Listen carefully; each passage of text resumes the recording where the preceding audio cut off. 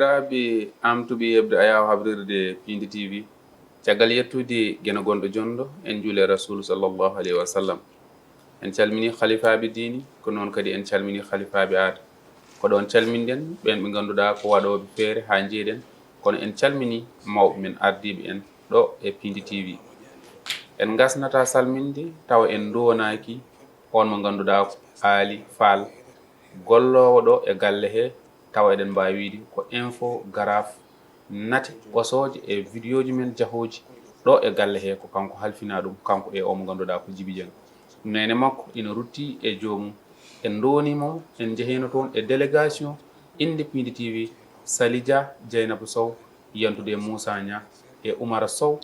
en jehino toon duwaw toon to Bambay yo geno moƴƴi e makko yo Allah yurmomo yaafomo yo Allah harnomo aljanna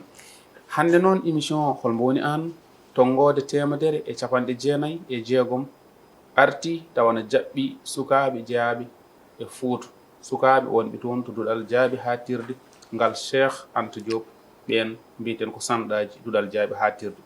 inayi mabɓe Oumar Ibrahim Sy jeyaɗo toon to Thilogne Dago Wendu koyle oole e nammadi walla kadi ɗi mbiyen Thilogne Saldu Fouta kono kadi ina heedi en jungo nana o mo ganduɗa ko El Hadj Oumar Tall mo boode e jammulle so tawi boode haalama en miijoto Ceerno Souleymane Maymouna walla mbiyen Ceerno Souleymane Racine Baal mo ganduɗa ko baɗɗo ko mawni révolution Foutatoro sono haale o wawa yejjitede ɗum noon eɗen mbawno wiide wonko adi e Fouta ko heewi kono noon wona toon paaɗen joni joni en dokkat konngol o mo ganduɗa ko Oumar Ibrahim Sy assalamu aleykum waaleykum salam ceerno Moji donc salamu aleykum hettiyankoɓe Pindi TV donc mi salmini goto fof inde mum e yettode mum mi salmini également frère am mo gardum ɗo El Hadj Oumar donc min mbiyetemi ko Oumar Ibrahim Sy mboɗo jeeya toon to cuuɗi men Thilogne ko min hande Allah ardini fedde wiyetede EMJF voilà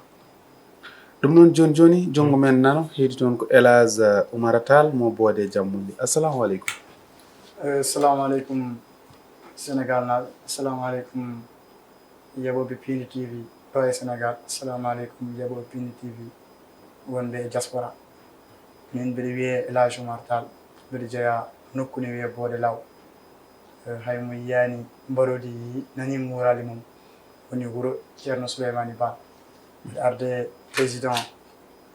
Oumar Ibrahim Sy min woni adjoint secrétaire e o ndeɗo fedde ɗum noon caggal calmitali ɗi o waɗi fayida gartantamin tan ko piranamin helmere mouvement o holno wiyete kadi holno mouvement o sosa d'accord donc no mbimi nanni mouvement o wiyete ko EMJF engagement mutuel des jeunes du Fouta donc mouvement o waɗa créé ko le 4 septembre 2022 donc yidde wiide tan mois de septembre ɓennuɗo o mouvement o dañi duuɓi ɗiɗi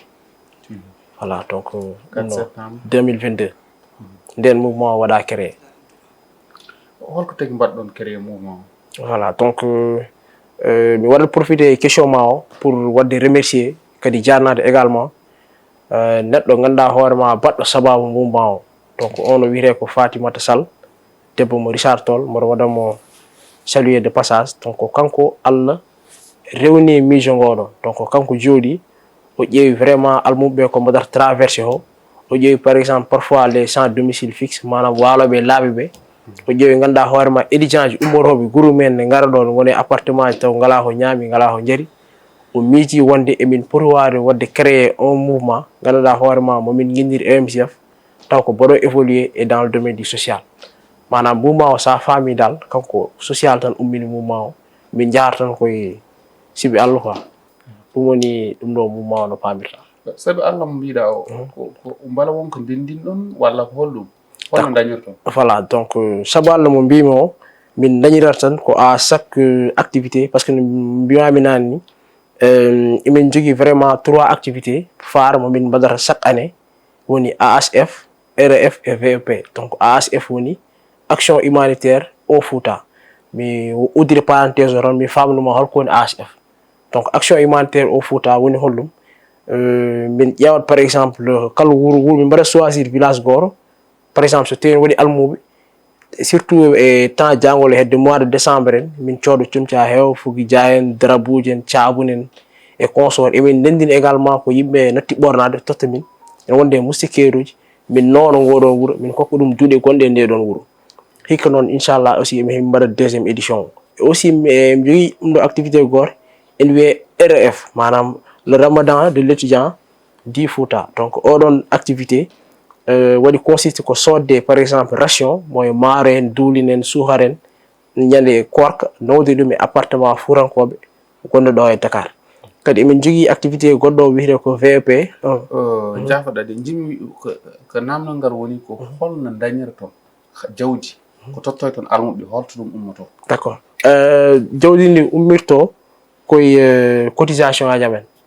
donc par exemple mi waɗat busapam o waɗa bujjoye mum o waɗa cafantere mum min nendina e yante balle extérieur balle extérieur woni par exemple ceerno modi jiiya affiche o comme quoi que emin jogui activité momin mbaɗata mbaɗa hen junggo ma en fait walla parfois à travers pareje momin dañata jomum itta aussi ballal mum waɗa hen donc noon min kewi waɗirde financé activité jamen e joni en fa ɗon fiɗinoma Elhadji Oumar Tall holko ummini mouvement o e holko yahat exact jarama e namdal ngal kadi min beltima e namdal ngal no fewi no président wi ni mi arta hen seeɗa sa haali OMGF tan kaala Fatima Sall vraiment ko une femme battante debbo daraniɗo leñol ngol no fewi kanko miiji e epique makko pour wadde créé nde ɗo fedde nde waɗi créé nde noon wi pourquoi pas ko woni ɗo henne ko caɗele gonɗe ɗo henne ɗe en jiiten étudiant ji men fuutankoɓe no mbayni min jiiten sukaɓe taalibeji gonɗiɗo no mbayni pourquoi pas oɗo initiative addude ɗum e diwan Fouta o wallude ɗum nde o miiji hen kanko Fatima e epique makko o wi maintenant il faut mbaɗen hunde pour nde ballen enen par ce que développement wona hunde fof pada e état en fait hunde fof tan ko laamu hunde fof ko laamu an holko mbawɗa waɗande gandanɗa hoorema ko wuuro ma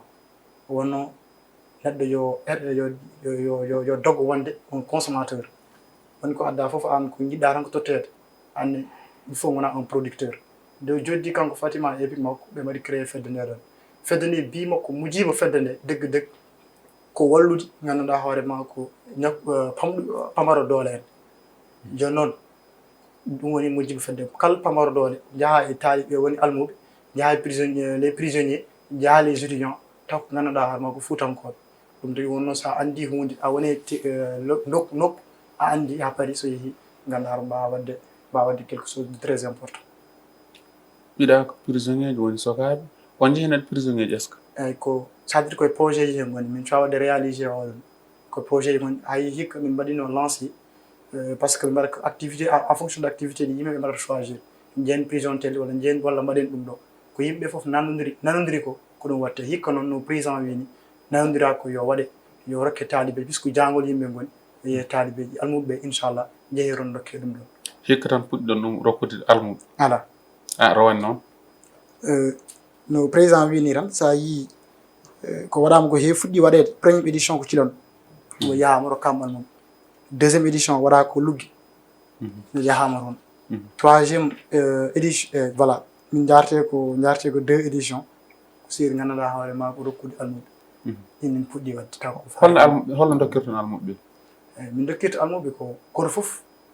addata minen mouvement o amin gon hande temedere neɗɗo e mouvement he somin mbaɗi cotisé hamin paari min ƴeewa gandanɗa hoorema nane question ni arini hen holno min dañirta fond uji ɗiɗon wonno somin mbaɗi cotisé ha paari gandanɗa hoorema des fois min mbaɗata parrain somin mbaɗi parrain on ne wawi jaggandamen ba wiya mi yoɓini moon transport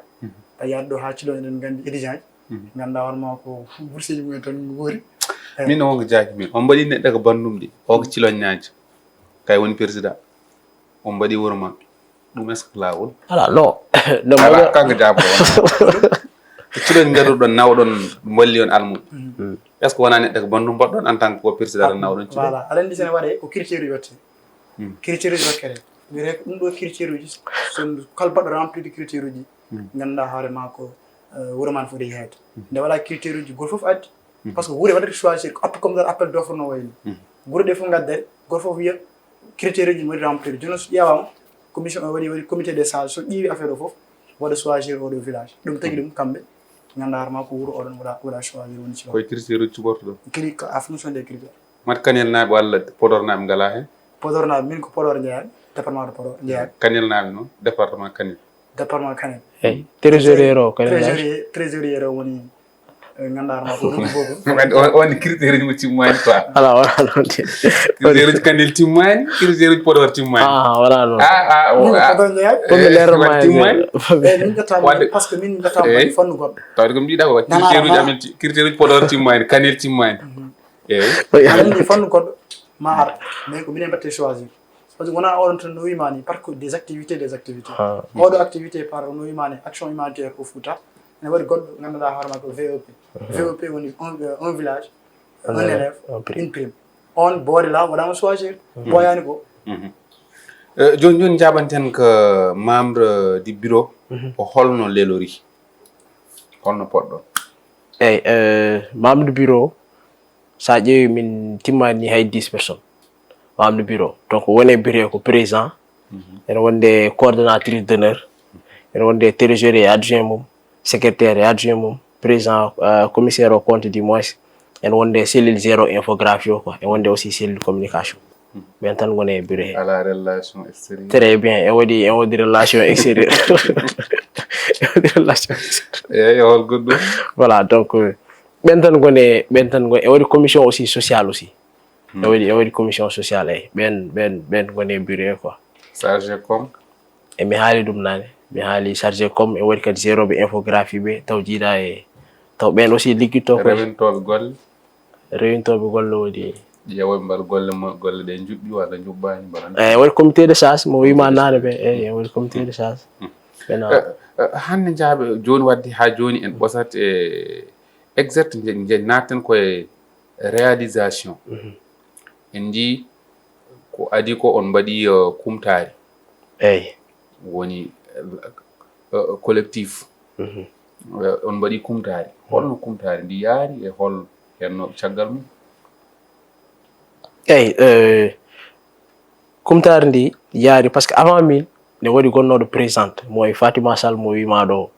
donc ɗum noon nde ciloño watte choisir nde ko parenthèse quoi mi leerna ɗon nde ciloño watte choisir nde on instant mi wonno secrétaire o fait mi wonano président donc wona question ko deddo bonɗum bollu ko ɗum critère uji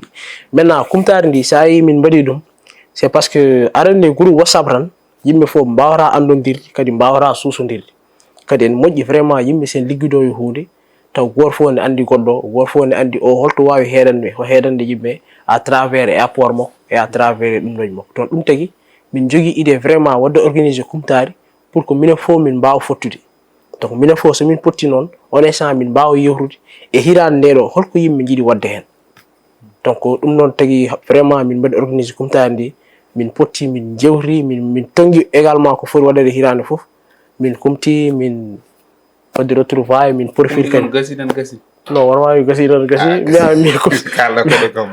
min kumti min mbaɗi retrouvaille kadi min mbaɗi échange contact uji min gowodiri hen hatta ɗum fof kadi min jewri min diwanuji ko fuutankoɓe fof walla ko won partie tan karɗo non ciloñnaɓe e boode naɓe tan kadi walla ko voilà ça yi parce que no mbiyami ni arande kadi mouvement fof warde no donc c'est très normal ko min président mi ara ene wonde koye politique gonɗon non min gonani politique fami jabma mum fedde nde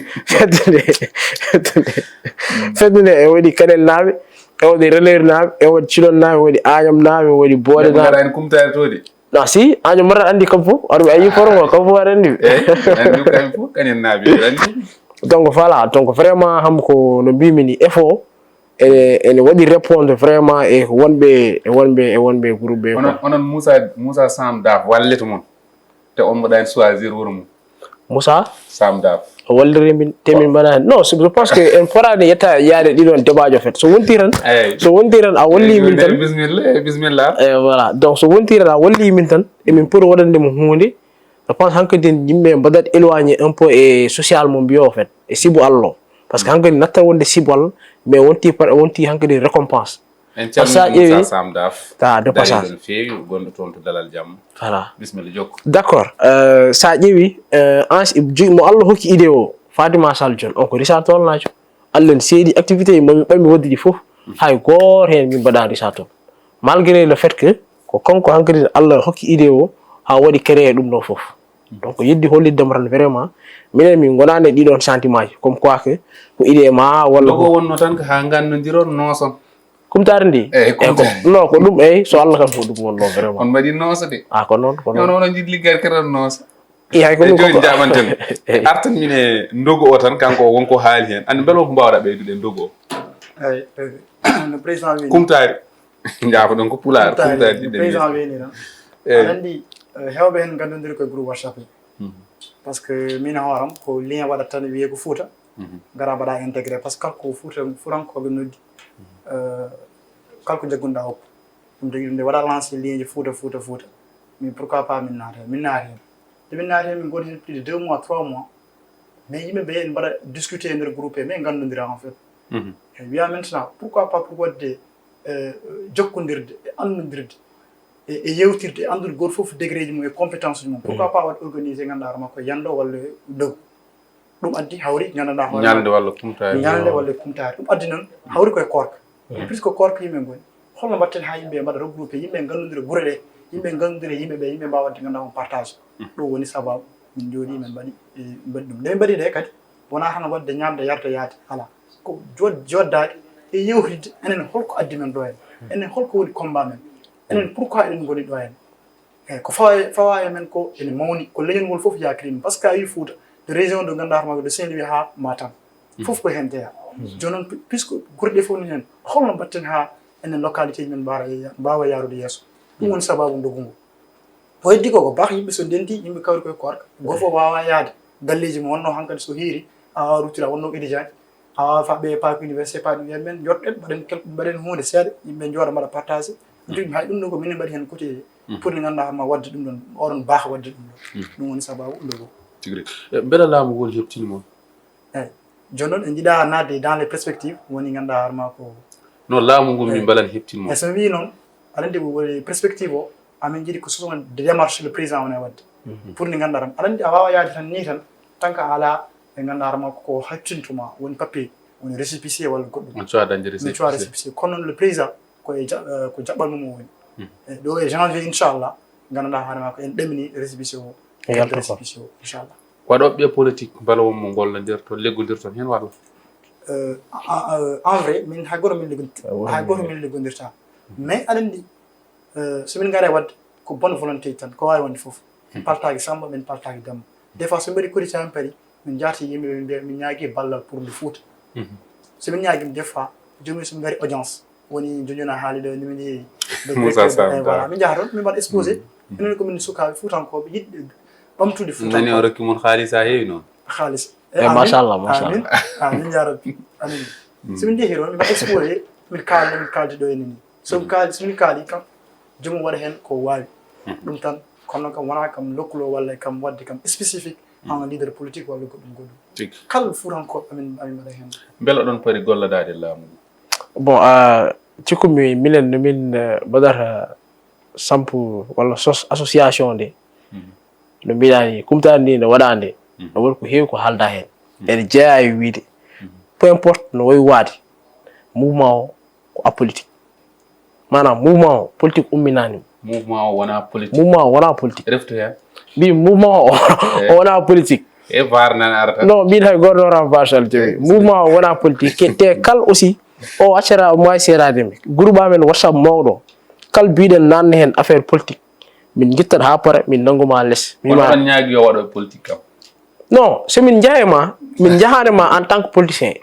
min jahema en tant que holko Allah lubirma kadi min jakiri vraiment a wawi ɗum ko tar koye politique o non peu importe no mbiɗani DG Ousmane Daf kanko min jaha Moussa Dimos min jahaade makko en tant que ɗum non min jeehe makko en tant que ko kanenajo en tant que aussi ko DG Dalal Jam donc ɗum ɗon ça n'a rien à voir avec la connotation politique aussi mi leerno ɗon ha leer quoi donc pour être bref mouvement wona politique kadi min ganniyahi vraiment wadde politique so Allah min noon en tant que Oumar Ibrahima Sy yo somi welama addi mouvement politique a wawi noddidemi so mi yiyen hoore mi jaata mais min tan en tant mi nooro MGF e ɗum ɗo politique non ça jamais ɗum umminani min o fait voilà hande oɗo saaha wadde jaɓanten tan ko perspective ɓuri wonde kuccam mum?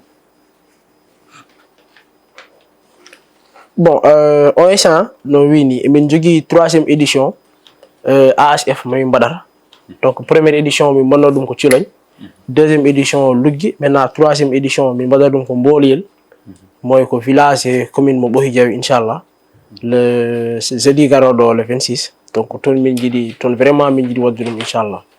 Voilà, on instant ko ɗum woni ko foti arde ɗo ni dans les plus brefs délais quoi inchallah. Joguiɗo kuɗol ngol walla mbiyen secrétaire perspective mon kuccam ɗam jogui ɗon? Perspective min jogui ko wadde un peu yimɓeɓe hollude darde mouvement o d'abord. Le 25 novembre 2023 Alliance des jeunes entrepreneurs et leaders du Sénégal ɓen mbaɗi honoré fedde nde keptini fedde nde kala to ganduɗa alliance des entrepreneurs sénégal uji foof mbaɗi regroupé ɓe mbaɗi keptini fedde nde par ce que fedde nde ene waɗa golle payodini ɗum noon ko wadde information yimɓe dokkata. Deuxième chose kadi ko fedde wonde des entrepreneurs ne Boutkoum on waɗa regroupé l'ensemble ko ONG ene waɗa regroupé l'ensemble des associations yaji mbaɗi ni hen palloji ganduɗa hoorema social. E nder hen min nawi yimɓe amen ɗiɗo woni la présidente la coordinatrice amen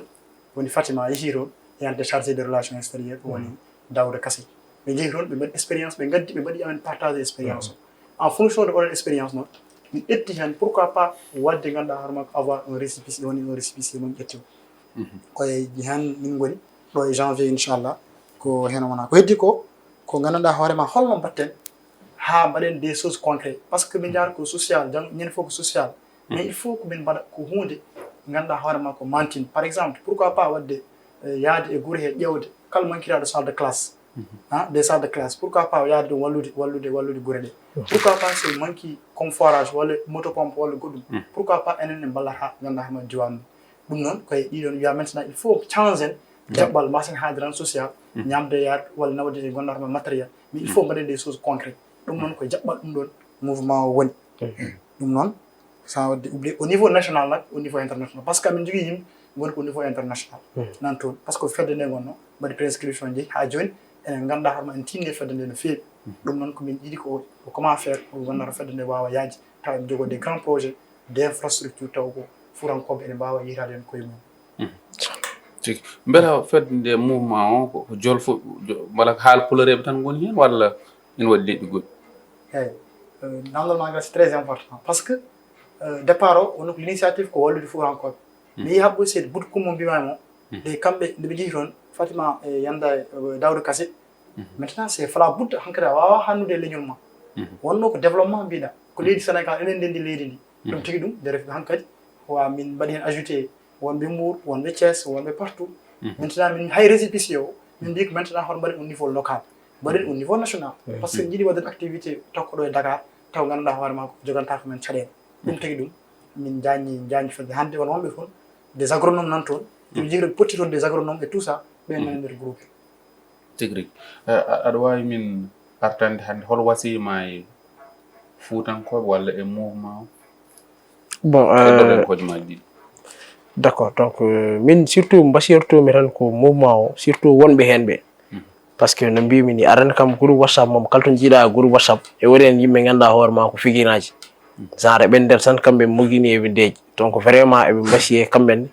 yo mbattu haqqille affaire o ko affaire mabɓe donc soɓe nanggani hen kadi yahara kadi mi wasiyo aussi fuurankoɓe surtout wideɓe yo mbat regroupé en pelle manam yoɓe gon association par ce que association ngaji vraiment en ji en wawi yoltude huujaji kewɗi e suffit jusque jomum daña keftinal ngal moye récépissé o wotto mbatta ɗum déposé tan pour daña financement ji ko hunde wemde fait donc vraiment ko ɗum tan woni ko mbasiytomi du moins fuurankoɓe mais surtout également wonɓe groupe EMCF ɓe en fait en particulier mini so tawi aɗa jogui ko ɓeydata hen taw wonko ngakkin waro ken kaalani bisimilla ma gasi ha laaɓi ɗum. eyyi no mbiɗani tan ko weltare no fewi ko weltanade surtout confiance mo mouvement o ƴetti waɗa min choisir min gara ɗo hen min beltanima mouvement o foof vraiment on beltanama ko heddi ko enen fuurankoɓe enen fuurankoɓe walla neɗɗo to kala to mbawɗa wonde hoto fad tan état hoto faade laamu hoto faade politicien aɗa wawi wallude seeɗa ma mo joguiɗa o aɗa wawi wallude seeɗa o woni sa dañi 1000 francs ma balla ɗum woni mouvement ko yahata joguiɗo 1000 francs joguiɗo 500 joguiɗo 5000 joguiɗo des millions goto fof waɗa hen contribué mouvement o mouvement o ala hay ganduɗa hoorema ko si ala subvention ala hay dal mais seeɗa mo yimɓe jogui o ko yimɓe mbaɗa hen partagé wadde goto foof ko jaalal leñol ɗum no fuurankoɓe no Tidiane han heewini ndendam sen ndendi goto foof addi seeɗa mum tan ganduɗa hoorema ko ma fouta yaaro yesso kadi enen goni relève demain enen ganduɗa hoorema ko la jeunesse enen goni relève demain ɗum noon tinnodiren koye men nangodiren sabu Allah baddel sabu Allah ɗum noon ko ɗo jinnomi hadde salminima so wonko en kalani kaala d'accord donc mi wino aɗa gillani ha joni emin kala haala 3 activités mais c'est important aussi min gandin yimɓe holɗin 3 activités o fait donc mbiyami ko 3 activités min jogui donc ko AHF VEP e goɗɗo no wiyete kadi RF merci donc AHF o ko action humanitaire au Fouta on woni wonde jogorani waɗede jejjitaɗo non waɗata so Allah jaaɓi donc AHF woni momin mbaɗata décembre o moy o min kocce balle min noon almuɓe maintenant RF woni ko ramadan de l'étudiant du Fouta ɓen woni min coodata maaren non wona nooso o woni min coodata maaren duulne suharen min nawɗum e appartement fuurankoɓe o fait donc min nawnino Doɗel naaɓe min nawnino également appartement Boode Law naaɓe gollo no Walande naaɓe dimanche gollo aussi momin ƴeew holto wuro mon momin ƴeew yaade Téréji so Allah jaaɓi min noon Téréji naaɓe fa maintenant ene wonde VEP woni un village un élève et un prix donc on activité waɗata consiste ko sodde keyeji moye fourniture scolaire dal d'une manière générale hokku nowonde ɗum suwa men fuurankoɓe wonɓe aussi dans le besoin donc min mbaɗin ɗum towki kay mbo sikki arani towki wona donc ñanden récemment deuxième édition min monno ɗum ko jarguel moye jarguel waalo temps vraiment temps waalo min gari ha jarguel jeeli mo frère min joole laana a wawa famde mais heureusement non Boode Law commune Boode non commune Boode Law quoi voilà min mbaɗi ɗum également barkeji quoi donc yidde wiide tan aussi pour terminer min mbaɗma remercier vraiment et opportunité mo kokkuɗa min o par ce que c'est pas évident no mbiyamin association dañi duuɓi ɗiɗi Allah seedi ala fof ko min mbaɗana mais min mbeɗa yaade hay radio fet donc noon première fois mi keeɓino opportunité o mais mi waɗa première fois ɗoɗe télé voilà donc première fois min dañin opportunité arde ɗo oɗo télé mais malheureusement wat faussé mais malgré tout vraiment on dañi hauteur et grandeur aussi wadde mi rappelé hokkide min aussi sens goɗɗo arde vraiment wadde exprimer wu kadi mi profité occasion pour jarnademo aussi yo Allah waddu gona sababu ha mi opportunité goɗɗi kewɗi gara hen quoi aussi mi waɗa remercier les membres de mon bureau mais également aussi l'ensemble des membres de la grande famille EMCF kadi sa waɗi ham permettre min jogui 72 heures culturelles momin mbaɗata Thilogne les 27 28 et 29 décembre ñaaka ono fof ne garton hen comme ça mbawan wadde profiter et affaire quoi couverture médiatique tan garan ɗo non c'est prévu la cellule communication mi yi hen donc min koye commission organisation et logistique gonmi mi yi hen Pindi TV en donc sûrement moɓe garɗo comme ça vous allez négocier sur les affaire mono quoi les trucs commercial là inchallah donc Allah jarama on jarama caminama tonggode temedere e capanɗe jeenayyi e jeegom en jetti hen kadi omo ganduɗa ko Rougui Bokum vraiment o jaggui hen no feewi noddali makko e foof kono kadi en jetti omo ganduɗa ko Mouhamed Njim kono joni joni ma en gar e konngol baynigo ngol kaalidu Alhaji Amadou Hammirou Ba totti en o wiyen ko debbo mo heege wari yaadata e morol joɗgol laakara kaalidu Amadou Hammirou o debbo mo heege wari yaadata e morol joɗgol laakara o wi kadi so debbo suutima saawi cengle hayso o tefaka ma o artu kanko kaalidde o wi so debbo suutima saawi cengle hayso o tefaka ma o artu o wi kadi tuumateɗo cukñaako yo sala taweede ina wuufi ƴiyal kanko kaalidde o wi tuumateɗo cukñaako yo reena taweede ina wuufi ƴiyal o rutti o wi ɗamaniɗo maayata koye damal suudu penowo kanko kaaliɗo Alhaji Amadou Hammirou o wi ɗamaniɗo maayata koye damal suudu penowo kono noon waɗi en ni no mbaɗen ni hannde ko Sané Fashion eɗen gandi ko kanko heewi en ɓornude ɗum noon en jettima gonɗo ɗon ɗo Dakar ɗo tonggode makko ko 78